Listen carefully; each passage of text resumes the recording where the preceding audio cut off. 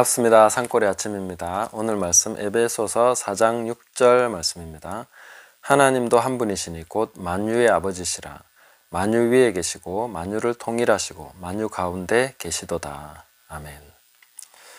우리가 아담이 타락했을 때에 아담에게만 문제가 생긴 것이 아니라 이 지구 생태계 전체에 문제가 생긴 것을 우리가 볼 수가 있습니다. 그래서 지금 현재도 우리에게 있는 많은 문제들은 인간의 타락으로 말미암아 파생된 자연계의 문제들이 있는 것이죠. 우리 애들이 한 번씩 질문하더라고요. 하나님은 왜 모기를 만드셨냐고, 그리고 이런 해충들 이런 것들 왜 만드셨냐고 이렇게 얘기를 하더라고요.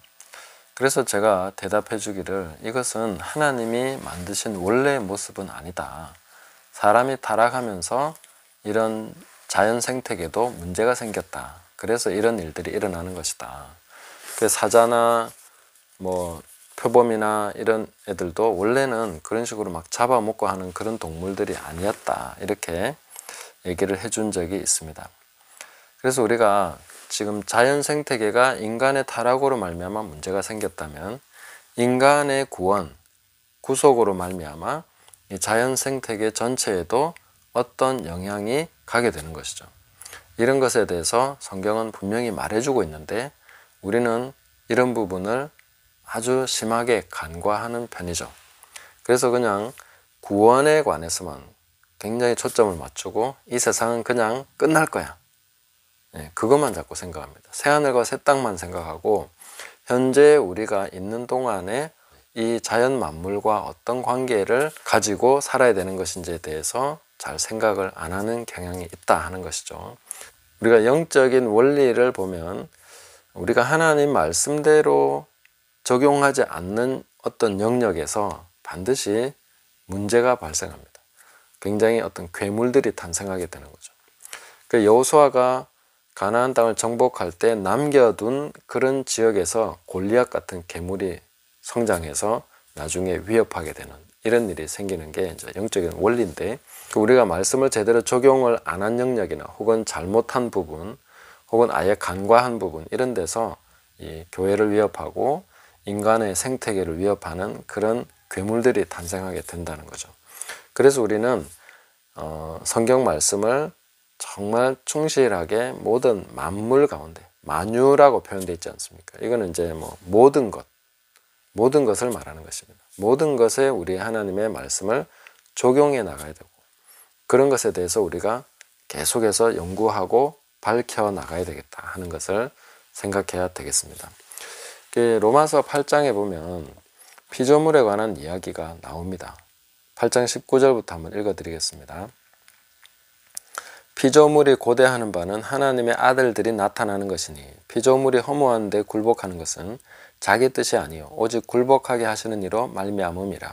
그 바라는 것은 피조물도 썩어짐의 종노릇한 데서 해방되어 하나님의 자녀들의 영광의 자유에 이르는 것이니라. 피조물이 다 이제까지 함께 탄식하며 함께 고통을 겪고 있는 것을 우리가 아느니라.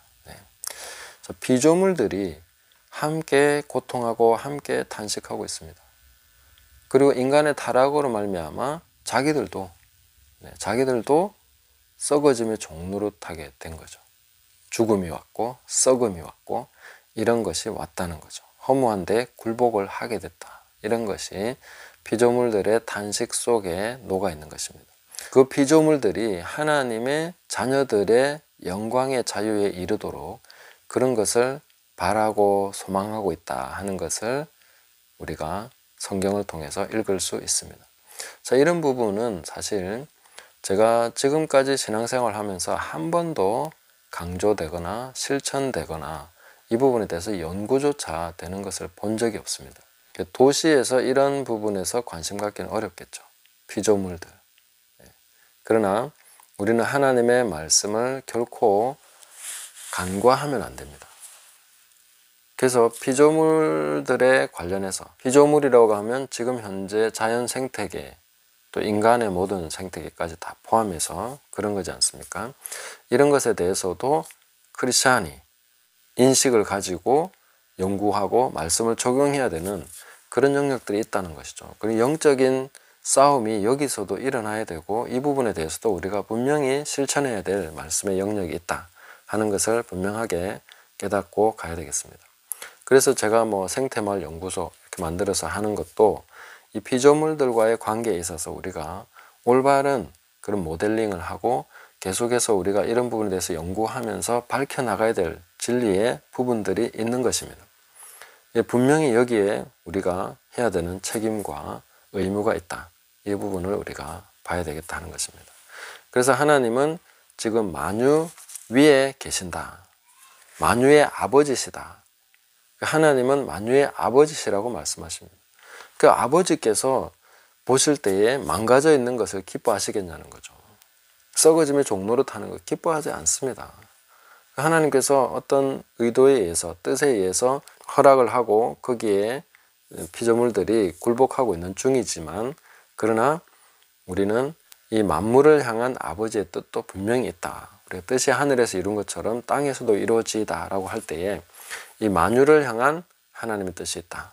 이 부분도 우리가 분명히 깨닫고 계속 말씀을 통해서 확인해 나가고 이 부분을 실천해 나가고 적용해 나가야 되겠다 하는 것입니다.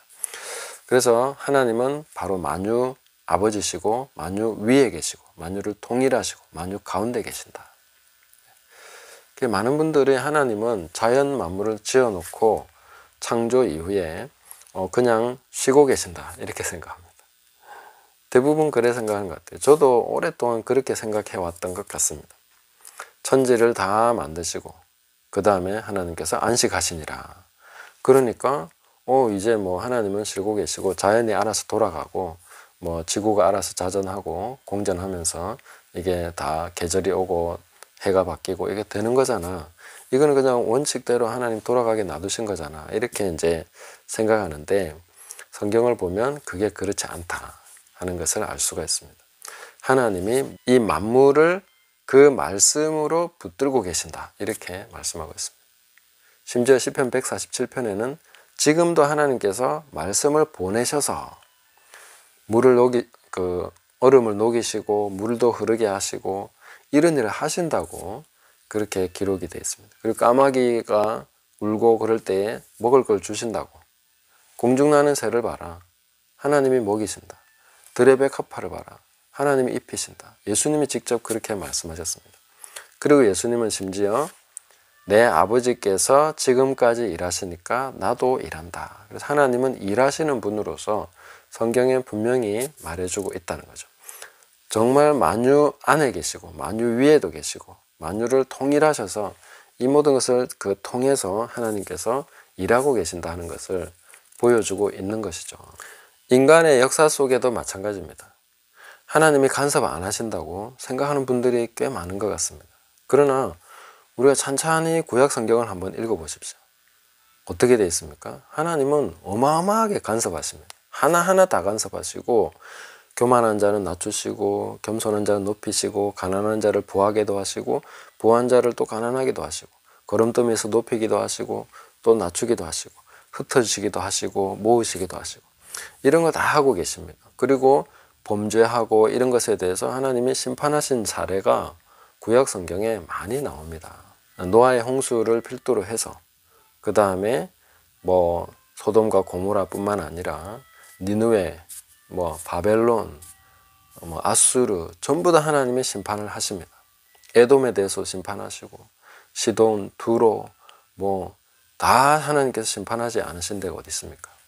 전부 다 간섭하고 계십니다. 인간 역사에 간섭하십니다. 애굽 땅을 심판하시면서 자기 백성을 끌어내시지 않습니까?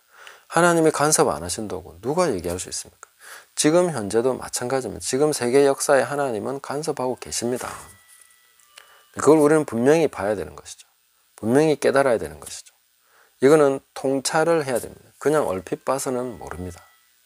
그러나 우리가 하나님의 말씀을 보고 그 말씀대로 사고하고 말씀대로 세상을 보기 시작하면 정말 하나님은 만유 가운데 계시고 만유 위에도 계시고 만유를 통일하시는 그 하나님이시구나 하는 것을 알게 되는 것이죠. 그리고 인간 역사 속에 하나님은 한 번도 간섭 안 하신 적이 없습니다. 정말 치밀하게 간섭하고 계십니다. 지금도 간섭하고 계십니다. 당연하죠. 우리나라에서 일어나는 일, 미국에서 일어나는 일 다 지금 간섭하고 계신 것이죠. 그것을 우리가 간과하면 안 되죠.